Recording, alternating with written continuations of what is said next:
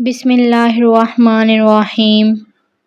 رسول کریم صلی اللہ علیہ وآلہ وسلم جب قضائے حاجت کے لیے بیت الخلاء میں داخل ہوتے تو یہ دعا پڑھتے: اے اللہ، میں ناپاک جنوں اور ناپاک جننیوں سے تیری پناہ مانگتا ہوں۔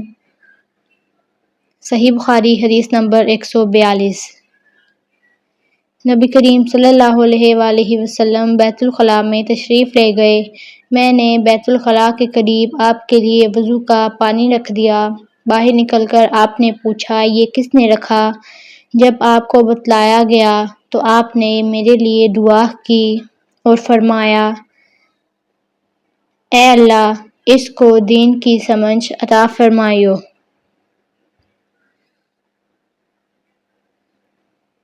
صحیح بخاری حدیث نمبر 143۔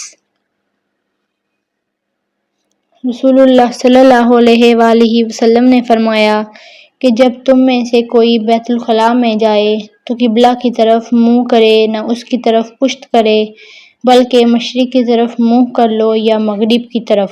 صحیح بخاری حدیث نمبر 144۔ لوگ کہتے تھے کہ جب قضائے حاجت کے لیے بیٹھو تو نہ قبلہ کی طرف منہ کرو نہ بیت المقدس کی طرف۔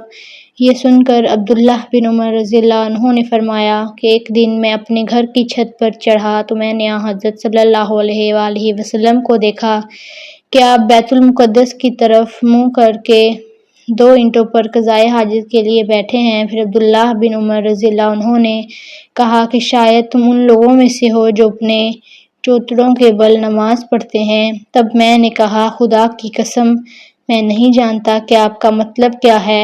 امام مالک رحمۃ اللہ علیہ نے کہا کہ عبداللہ بن عمر رضی اللہ تعالیٰ عنہ نے اس سے وہ شخص مراد لیا جو نماز میں زمین سے اونچا نہ رہے، سجدہ میں زمین سے چمٹ جائے۔